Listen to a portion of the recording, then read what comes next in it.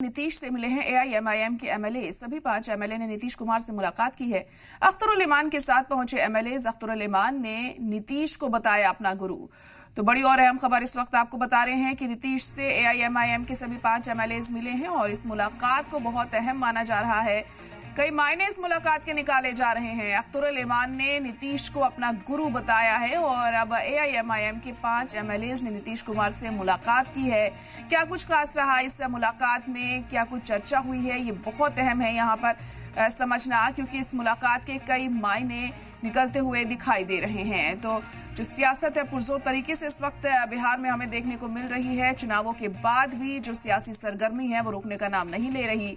अब नीतीश कुमार से मिले हैं एआईएमआईएम एमएलए। सभी 5 एमएलए ने नीतीश कुमार से मुलाकात की। अख्तरुल इमान के साथ पहुंचे ये सभी एमएलए नीतीश कुमार से मिलने के लिए। तो अहम खबर इस वक्त आपको बता रहे हैं। बिहार की सियासी सरगर्मी बढ़ती हुई इस वक्त दिखाई दे रही है। नीतीश से मुलाकात की है एआईएमआईएम के सभी 5 एमएलए ने और इस मुलाकात के कई मायने यहाँ पर निकाले जा रहे हैं। बहुत अहम इस मुलाकात को माना जा रहा है। लगातार जो राजनीतिक माहौल है बिहार का वो गरमाया हुआ है। चुनाव खत्म हो चुके हैं, लेकिन उसके बावजूद भी जो मुलाकातों का दौर है वो थमने का नाम नहीं ले रहा। जो बैठकों का दौर है वो थमने का नाम नहीं ले रहा है। और अख्तरुल इमान ने 5 एमएलए के साथ नीतीश कुमार से मुलाकात की।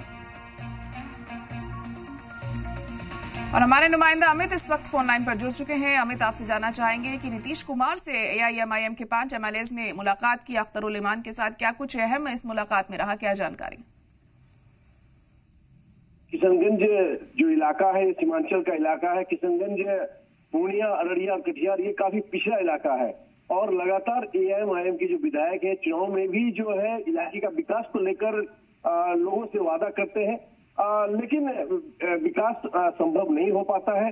हालांकि अभी चुनाव के दौरान भी असदुद्दीन ओवैसी एआईएमआईएम सुप्रीमो ने भी कहा था, अगर नीतीश कुमार हमारे जो भी विकास है उसको करेंगे, हमारे जो वादे हैं उसको करेंगे, तो हम उनको साथ देने के लिए भी तैयार हैं। उन्होंने चुनावी वादा भी किया था। तो उसे लेकर लगातार ये देखा जा रहा है, जो अख्तरुल इमान जो एआईएमआईएम बिहार प्रदेश अध्यक्ष है वो और 4 विधायक है, वो जो है नीतीश कुमार से इलाके के विकास को लेकर मिले। और दूसरी तरफ देखा जाए तो जदयू भी जो है ये भी एक भाजपा से बड़ा कद बनाने के लिए ये भी जो है छोटे छोटे दलों से मिल भी रहे हैं।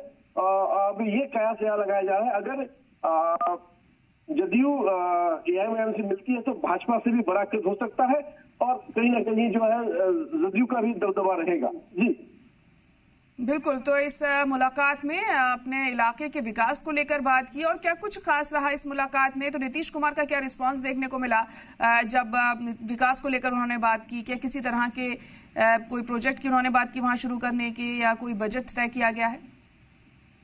जी देखिए, ये किशनगंज और जो आसपास के जो जिले हैं यहाँ जो है बाढ़ और जो उद्योग कल कारखाने नहीं है, बेरोजगारी ज्यादा है, लोग दिल्ली पंजाब में जो है पलायन करते हैं रोजगार को लेकर के।